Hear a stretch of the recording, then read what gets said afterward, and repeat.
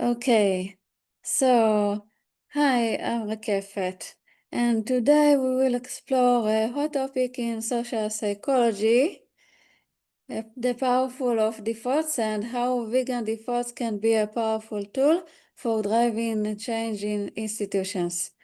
So defaults have an outsized impact on behavior, more than information campaigns, reminders, or incentives.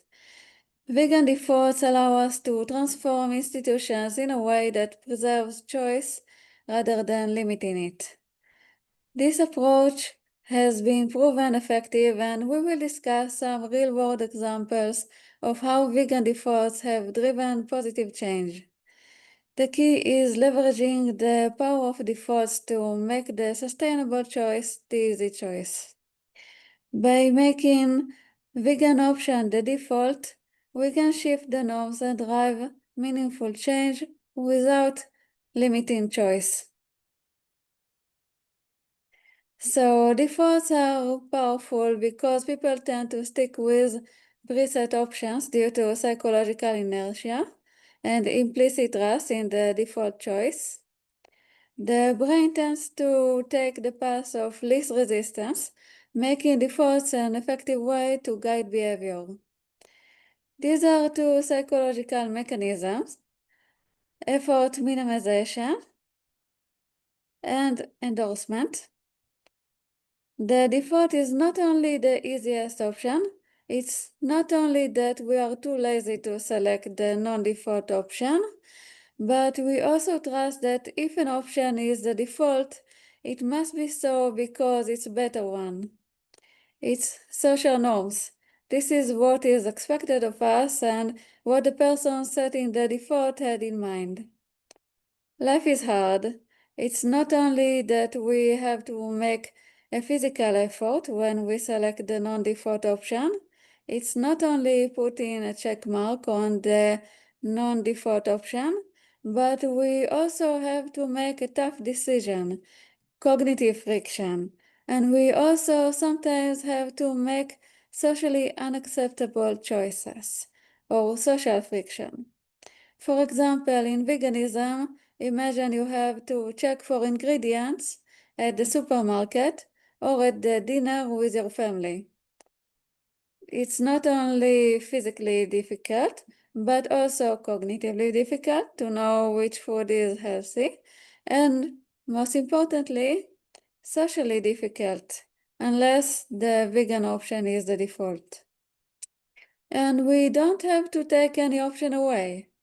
This is what we call a nudge, a simple intervention with effective results without removing any option or meaningfully changing incentives like payment.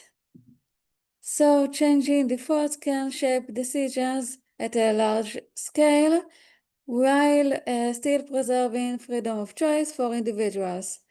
This is why there is often a high acceptance rate of defaults. People are still free to keep all the options, even though now they are much more likely to choose, in this case, veganism. This might be why default interventions have been shown to yield 2 to 4 times higher rates for approval rates compared to other interventions. So opting out of the default is much easier for people than actively choosing the desired behavior. This opt-out approach leads to substantially 53 to 87% increase in plant-based meal selections, such as the ones demonstrated by the Greener by Default study. Defaults leverage our tendency towards inertia and the status quo. People are more likely to stick with the default option, making it highly more likely to be chosen. Okay, on average, there is 60%, wait a minute. There is 60% increase in plant-based meal selection when implementing a vegan default. For example, hospitals in New York saw an impact of over 800,000 additional plant-based meals served annually after making the switch. Plant-based selections rate jumped to 81.5% on default days compared to just 30% on control days. This has a significant carbon reduction impact with the potential to save 350,000 kilograms of CO2 in carbon emissions. For example, and this is only one among many successful implementation of the default effect, these are the results from 3 different experiments, A, B, and C, conducted in various conferences, with 2 groups in each experiment. Group 1 in blue received a registration form with a non-vegetarian lunch as the default option, but with the ability to choose a vegetarian option. And Group 2 in orange received a registration form with a vegetarian lunch as the default option, but with the ability to choose a non-vegetarian option. So the main results in experiment 1, vegetarian choice increased from 2% to 87%. In experiment 2, vegetarian choice increased from 6% to 86%, an increase of 80%. And in experiment 3, vegetarian choice increased from 12% to 89%, an increase of 76%. By the way, when the participants were informed eventually that they had been part of the experiment, they didn't mind. They were asked whether they approved of the nudge or not, and 90% of them actually approved it. Okay, so I will continue. Or, for example, Toulon and Lay universities achieved an impressive 81.5% plant-based meals on vegan default days, showing strong institutional commitment. Surveys indicated high satisfaction and minimal resistance from students and staff, demonstrating broad acceptance of the program. The financial impact was cost neutral or even generated savings for the institutions, making it a sustainable model. So this is, for example, a thing you can say to institutions, that you can save money by defaulting to a vegan option. Okay, so these examples showcase how universities can effectively transition to a more plant-based dining option, benefiting students, the environment, and the bottom line. Another study examined 6 different universities across 4 academic institutions. At these events, attendees pre-selected their meals on one of 2 randomly assigned RSVP forms. One form had a meat-based default option, and the other had a plant-based default option.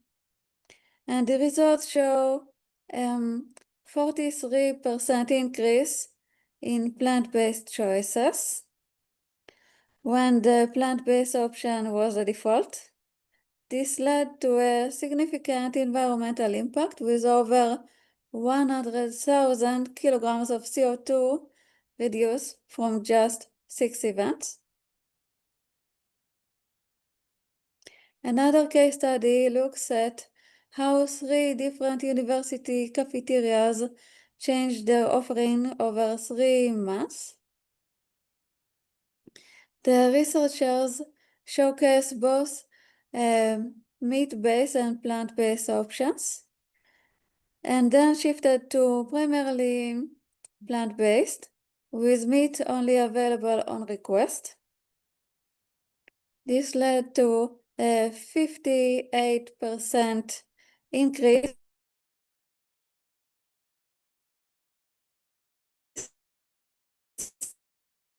in plant-based choices and 57% decrease in meat-based options.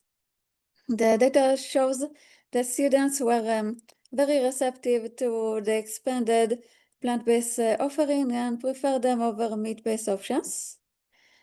Let's see. Okay. So universities are a great place to implement a vegan default, such as a dining hall, cafeteria, catering services, and academic conferences. Schools also present opportunities like in lunch programs, school events, and staff meetings. Hospitals can make an impact by offering vegan options for patient meals, staff cafeterias, and visitor options. And other institutions like governments and cafeterias and some others can offer also vegan defaults. Okay, there are different types of vegan defaults that organizations can implement. One of them is menu defaults. Plant-based options are the standard with animal products available only by request. And bulk serving. A vegan buffet is provided with an option of animal protein sites. Event or catering, RSVP defaults to vegan with alternatives available by special selection. Cafeteria designs, plant-based options are prioritized visually and spatially. The key is to shift the default so that vegan is the standard and non-vegan is the exception that requires extra effort. This helps normalize the plant-based diet. 3 concrete examples of how plant-based options can be implemented in different settings include a hospital, university, and school. For hospitals, the standard meal tray are plant-based, but patients can request meat options through a simple form. For university events, the RSVP forms default to vegan meals, and attendees must actively opt out to request non-vegan options.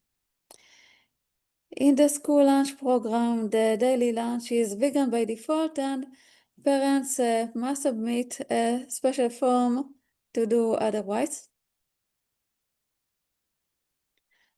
Okay, so successful implementation requires building strong coalitions across organizations, engage staff, students, and leadership as champions at all levels. Framing the messaging around inclusivity, freedom of choice, and environmental and health benefits. This will help to gain buy-in from diverse stakeholders, and continuously measuring outcomes like meal selection and satisfaction, environmental impact, and then adapting the approach based on the results and the feedback is key. Psychology nudge, similar to the default effect on this slide, just to give you an idea. So one of them is portion control. You can see it here. So just serve smaller amounts of meat and make the plant-based options half of what is offered. Another option is star labeling. mark the popular plant-based dishes with stars and other symbols so that people can easily find them. Or appealing names. Give the plant-based dishes attractive names instead of names that focus on what's missing, like meatless or vegetarian or vegan, and make the dishes attractive, not only a healthy salad with extra greens. Or meatless Mondays. For example, start small with gradual changes like having plant-based meals once a week. Or menu placement. Put the plant-based dishes first on the menu and then people can see them right away. Yes, so it should be ideally the first thing on the menu or the second things, but it should be prioritized on the menu. And showcase display and verbal prompts. If you remember, there was such a study. So display plant-based options in a prominent spot in cafeterias and give staff samples to phrases to use, like have you had a chance to try it?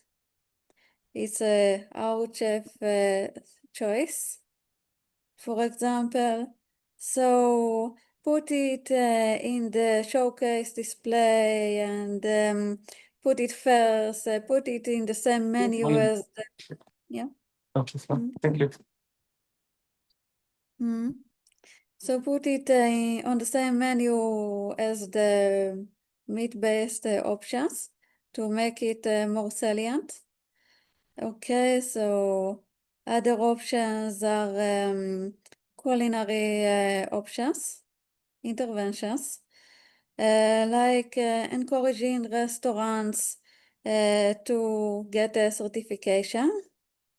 We should encourage restaurants, not just companies, to offer more vegan options to earn certificates or add plant-based dishes. We should encourage restaurants to put vegan dishes on the same main menu, as I told you. Yes, you would think that having a separate menu, a vegan menu, would be better, but it's not the case. Actually, having like one menu with vegan options make it more salient. In fact, it increases vegetarian meal selection by 86%. Okay, test new dishes first. We should encourage restaurants to try out vegan dishes or offer discounts on vegan meals to reduce stress before fully committing. Or organize recipe contests. For example, we should organize contests to get people involved in vegan cooking or hold cooking classes. We should encourage both Buddhist and non-Buddhist vegan-friendly restaurants to offer plant-based cooking classes or promote cooking shows.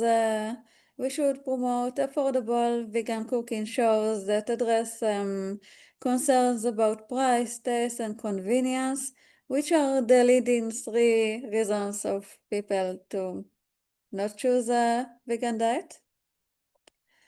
Or working with chefs. We should work with chefs to help them turn their 5-star meat dishes into tasty plant-based meals. Okay, so just to summarize, here are 3 key points. So vegan defaults have proven to be the most effective institutional approach to dietary change.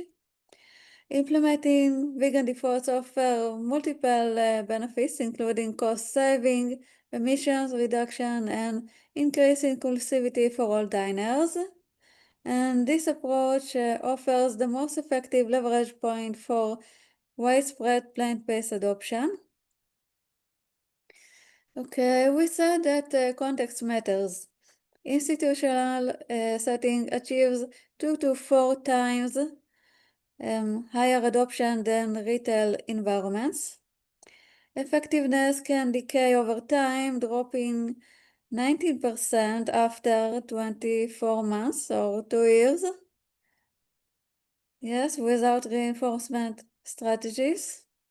Sustaining impact requires a point of choice nudges and dynamic defaults to maintain momentum. Future research should explore pairing defaults with information like carbon labeling certification based on carbon emission to reinforce value alignment. It's crucial to tailor the approach to the person culture.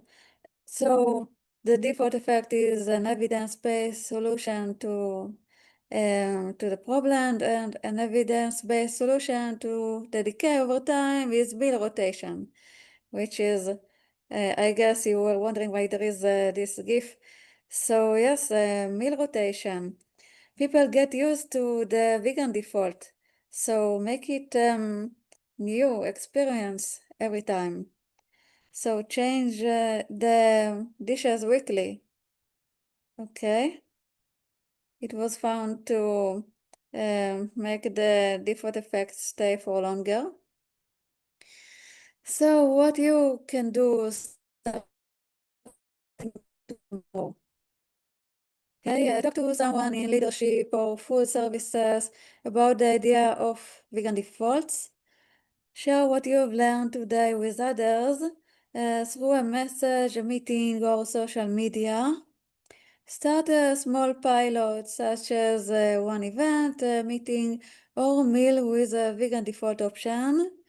Tell the story of successes to inspire others to take similar actions. So the change we want is already happening, and you can help to make it grow. Thank you.